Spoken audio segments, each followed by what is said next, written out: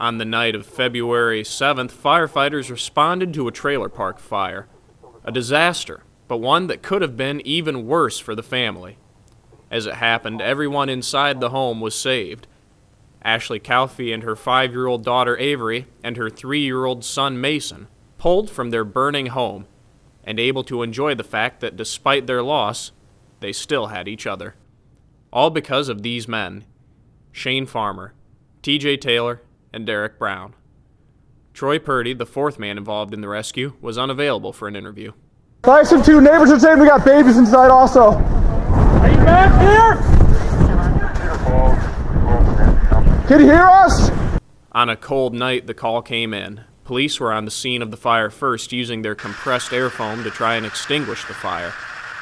Fire, however, was too strong. When the firefighters showed up, the team immediately sprung into action. While en route, Cedar Falls police officers arrived and did update us with some information that they were in fact hearing some voices from inside the trailer. So we were fairly certain we were going to be performing a rescue upon arrival. The battalion chief made a decision to ask Waterloo Fire to send an engine our way as well for some backup in case needed. Split-second decisions helped to save time when every second counts, and effort when it could be spent inside the trailer looking for the family. En route, we kind of met each other on Hudson Road at 27th Street. As we were coming up to that intersection, we seen them coming as well, so we kind of knew they were going to be arriving just after us. So that's why we were able to make that decision and know that we could go in without our hose line, which isn't typically what we would do, but it was a matter of saving precious minutes. Shane and I entered initially through the front door, and as we did so, we knew we were going to be going to our left towards the back side of the trailer where they'd indicated they could hear some voices. And just after entering the doorway, I heard a voice of a female from the front of the trailer. So we split up at that point. Shane continued to the back, and I took a right and went towards the front, and was able to find the mother up there, and I was the one who performed that rescue. She was pretty disoriented. When we did our investigation later, we found that there was hand marks that went down the hallway going to that front room, and we surmised, she never really knew exactly what happened, but we surmised that she went up into that bedroom, dragging her hand along the wall, and she didn't know where she was because the smoke was very thick, and she just got trapped in that front room. Shane Farmer gives his account. And once I get on the other side of the fire, hopefully I'll be able to see a little bit better, but if not, I'm still going to be oriented and know where I'm at. Once I got on the other side of the fire, I was not able to see anything.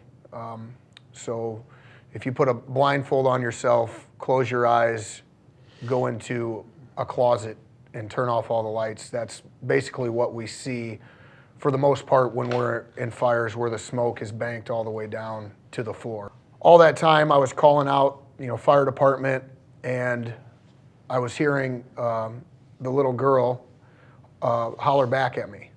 And that continued back and forth as I made my way farther back in the trailer. Eventually she stopped hollering back at me. Got into that back bedroom, knowing that I was probably running out of time, still continuing to do my search. At that point, TJ and I each saw a door. I opened one, it was a closet. TJ opened the other, it was the bathroom. When I opened it up, I could hear a little girl, "I can't breathe." I saw a couple hands come up through the smoke, grabbed her, and as quickly as I could, I just followed my hose line back out. I passed the little girl off to Battalion Chief Schmidt, and then at that point, no one else had been exited from the structure, so I immediately turned around and went back in to continue the search. When we closed the bathroom door, then we saw a crib, and Troy was able to scoop the little boy who was sleeping face down in the crib, scooped him right up, and then Troy and I proceeded to carry the little boy out of the trailer. I met firefighters Farmer and Purdy in the living room, I believe, in that neighborhood, coming out with a small boy.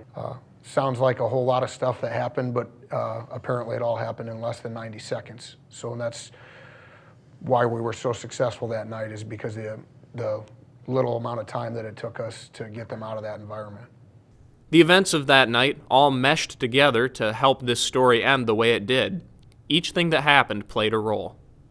Everyone from the officers on duty that gave us the initial, hey, they're back here, I think we hear voices. The medics that took the patients after we got them out. The neighbors, that helped with telling us where the bedrooms were and stuff. All that, you take one person out of that and we don't get the same result. I truly believe that. In the end, the trailer was destroyed. After the fire ended, it actually reignited the following morning.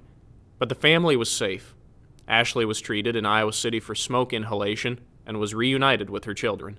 If we wouldn't have done it that way, something would have happened to either the ones in the back or the mother in the front. If Derek doesn't hear her calling out, we don't get to her for 2 minutes instead of 45 seconds, she's going to have more significant smoke damage, and who knows what happens after that. So, I think our training, our confidence in our equipment and what we were doing, our confidence in each other.